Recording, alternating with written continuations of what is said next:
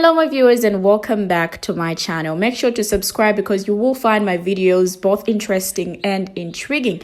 Give this video a thumbs up by tapping on the like button and feel free to be part of the conversation squad by sharing your thoughts in the comment section down below. Now in this video, we confront the misguided views of an ignorant palm color man who questions why black Gen Xers are seemingly angry in today's society. Now his remarks suggest a profound misunderstanding of the lived experiences and systemic challenges faced by black individuals. Despite his assertions about race relations in the 80s and 90s, the reality is far more complex, as evidenced by the perspectives and reactions of black individuals who have had to navigate racism and inequality throughout their lives. So join me as we dissect his flawed arguments and shed light on the enduring impact of systemic racism on black communities. With that said, check out these videos as my fellow black people react to his video. I will be right back. Black Gen Xers so pissed off nowadays. You guys grew up in the same generation I did. The generation of the 80s and 90s that dealt with the best race relations in the history of this country. You ain't never seen a Klansman. I ain't never seen a Klansman. What the hell are y'all so mad about? Why are you always claiming that everything is about white supremacy and racism? You know damn well it's not. You always got a scowl on your face, mad about something. You grew up in the 80s and 90s. Again, just like I did. We grew up with Jordan on our walls, bumping Master P, Dr. Dre, Snoop, Tupac, East Coast, West Coast. Then we took it into the 2000s. We had Cash Money. Back that ass up.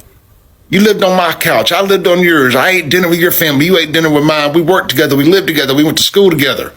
Again, I'm going to ask you, what are you so angry about that ain't self-inflicted?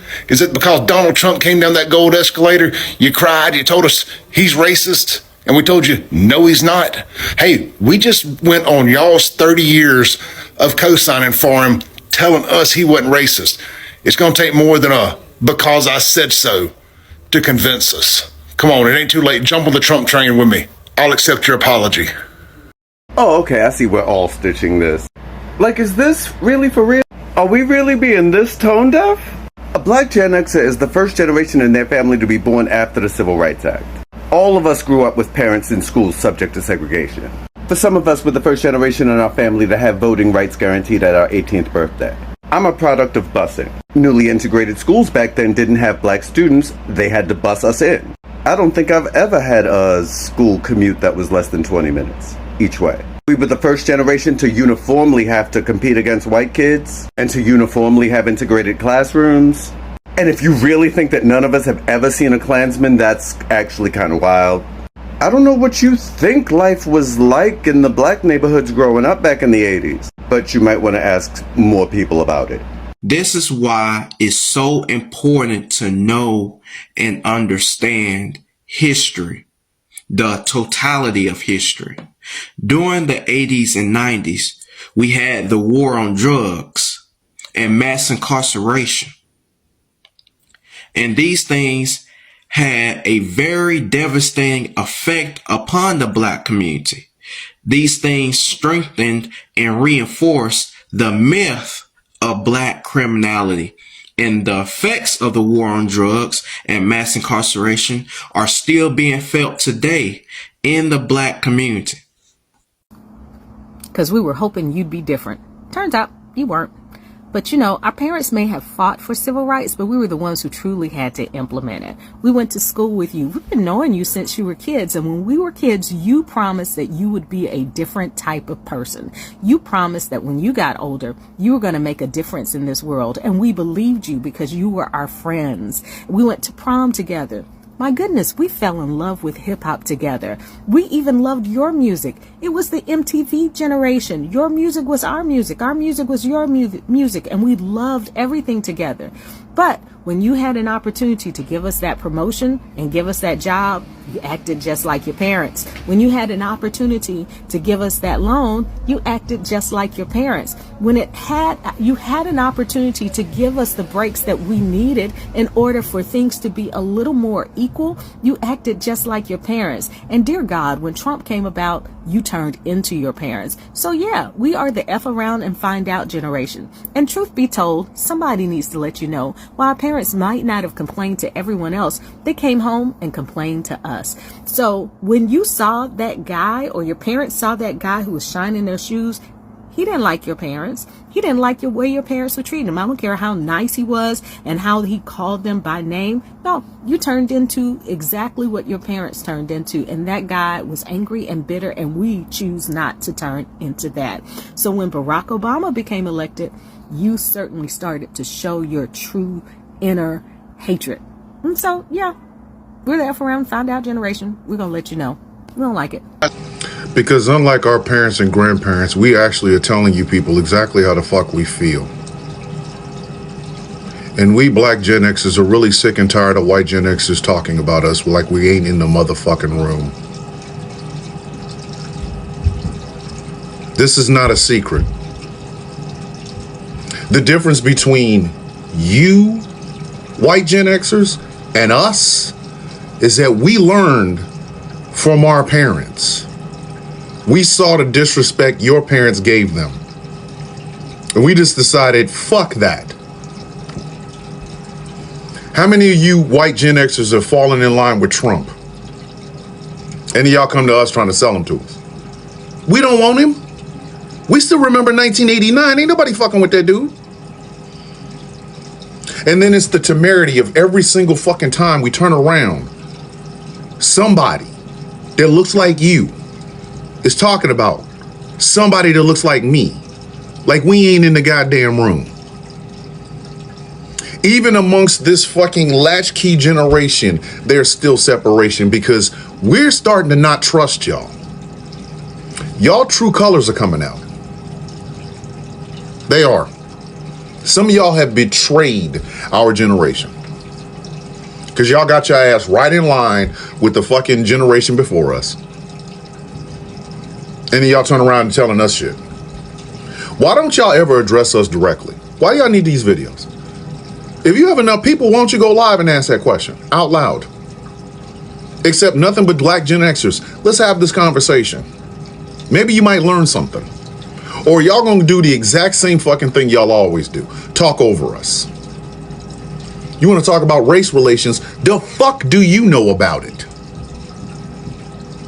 What the fuck do you know about race relations? You wanna know what else was going on in that race relation great generation? The war on drugs that was started under Nixon, accelerated under Reagan. And then one of Nixon's aides said that it basically was illegal. They knew it and they did it anyway. I guess you don't remember that, right? Right?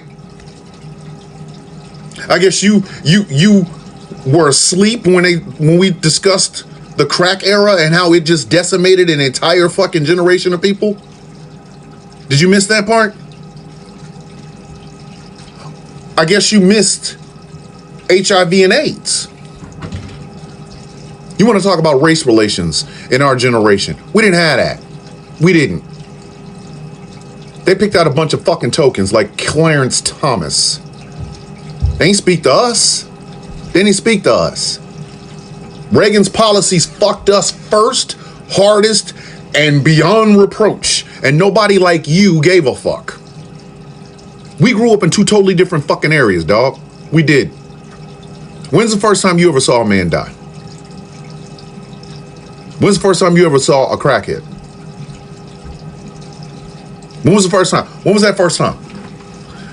Describe to me the story. I really want to hear it. But that's the problem. That's the problem. Even amongst the Gen X generation, there is no solidarity because we come from two totally different fucking mindsets, two totally different fucking backgrounds, two totally different fucking lifestyles, life experiences. And you want to ask why we're so fucking angry? Because we got to listen to y'all talk for us. We are not the goddamn same. We are not the goddamn same. You might have been a latchkey kid because your mom and dad had to work. I was a latchkey kid because my mother was raising fucking 5 children by her damn self in the projects during the crack era, which you probably didn't know any damn thing about.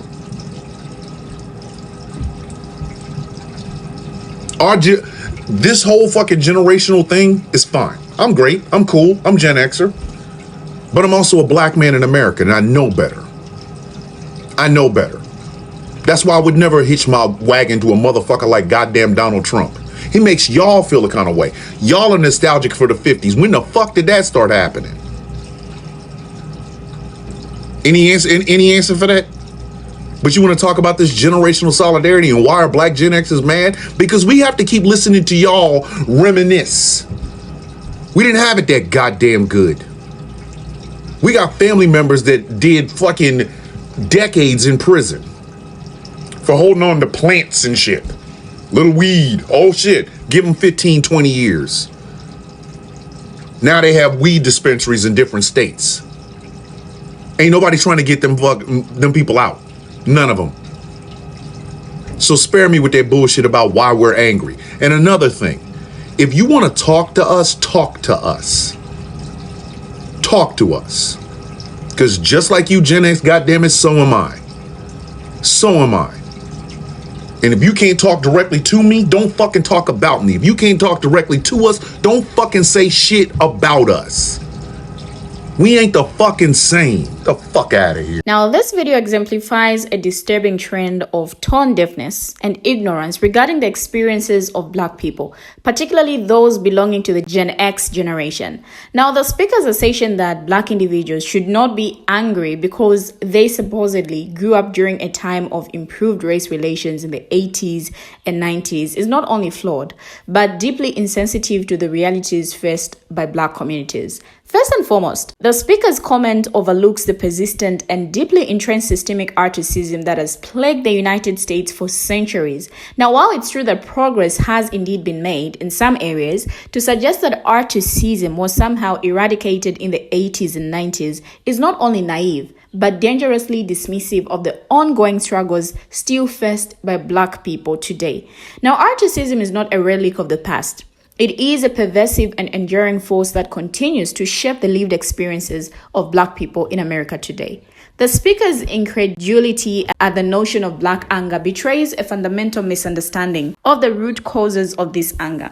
Now, black anger is not arbitrary or unfounded. It is a response to centuries of systemic oppression, discrimination, and violence inflicted upon black communities. From slavery and Jim Crow to mass incarceration and police brutality, black people in America have endured unimaginable suffering at the hands of a racist system that continues to perpetuate inequality and injustice. Now, his attempt to downplay the significance of racism by referencing cultural icons like Michael Jordan and popular music from the 80s and 90s is not only reductive but dangerously misleading. While black culture has undoubtedly thrived in the face of adversity, it does not negate the existence of systemic racism or the profound impact it has had on black lives. Enjoying cultural artifacts from black creators does not absolve society of its responsibility to confront and dismantle the structures of racism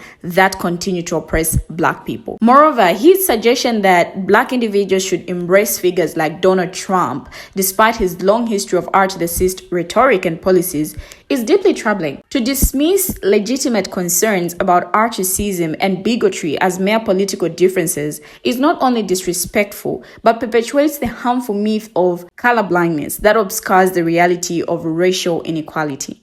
Now, this video in question is not only flawed, but emblematic of a broader pattern of ignorance and denial when it comes to confronting the realities of racism in America. It is very important that we reject such narratives and instead listen to and amplify the voices of black individuals who have long been marginalized and silenced. Now, allow me to read this comment which says, according to the internet, which never lies, Generation X includes people born from mid-1960s to the early 1980s. That makes me a young young Gen Xer. Now, from my experience, we are actually the least artistic of all the generations still alive. The problem is that the definition of articism changed around us, so that our colorblindness is the anecdote to articism, is actually seen as artistic by the generation that came after us. Now, this person says before us was legal segregation and overt articism. Then for us, we had a treat everyone equally mentality. If equal treatment didn't result in equal results, it didn't matter. Just treat everyone as human and let the results fall where they will. Now, according to the people in their 20s that I interact with, the generation right behind mine, treating everyone equally is denying other people's realities, and that is artistic, especially if that equal treatment doesn't create equal results. Now, this new definition of articism began manifesting itself in my field, education, about 15 to 20 years ago. When I was a student in the 80s and 90s, the educational mantra was to treat all students equally unless they had a documented special need. The hope was that the achievement gap between races of students would close over time, that it was just vestige of the days of legal segregation a generation earlier. But between the time I was a student and the time I became a teacher, the conversation in education circles began to change.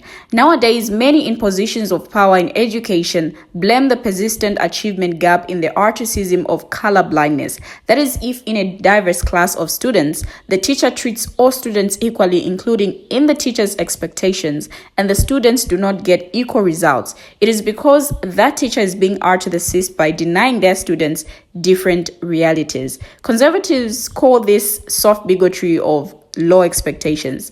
From my generation's point of view, though, the younger generation is the one being artistic by constantly focusing on race. Now, this other comment reads, "It didn't. Artistic is used so liberally as a deep insult against those that don't agree with certain types of extremists, the sort that seem to think anyone to the right of them is the living spirit of KKK goes Hitler." Now, Gen X was literally the first generation to grow up after miscegenation laws were dismissed in the United States. They grew up on the first interracial kiss on television. They grew up with black people being the main characters on television shows rather than as comic relief or as bad guys. And they married more across racial and ethnic divides. This person says it is disheartening to hear a grown adult tell you that your thinking is outdated, and more so that you've prided yourself on your liberal views and not everyone in your generation is the same way.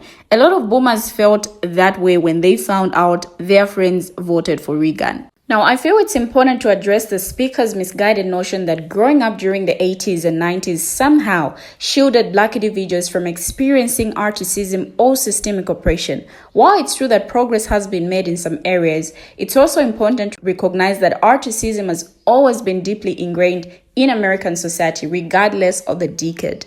Now, the speaker's assertion that black individuals should not be angry because they had shared cultural experiences with palm color peers is deeply flawed. Enjoying music or sports icon does not negate the very real and pervasive effects of articism on black lives. Black individuals may have shared cultural moments with their palm color counterparts, but they also face systemic barriers and discrimination that palm color individuals did not. Now, his dismissal of Donald Trump's artistic rhetoric and policies as mere political differences is also deeply troubling. Trump's words and actions have had tangible and harmful effects on marginalized communities, and to brush them off as inconsequential is to ignore the very real harm caused by his presidency. Moreover, the speaker's suggestion that black individuals should embrace figures like Trump reveals a profound lack of understanding of the complexities of race and politics in America. Supporting politicians who perpetuate artistic ideologies only serves to uphold and reinforce systems of oppression rather than dismantling them. The speaker's video reflects a disturbing lack of awareness and empathy for the experiences of black individuals in America. We have finally come to the end of the video. What do you have to say? Share your thoughts as well in the comment section. Thank you for watching and see you in my next video.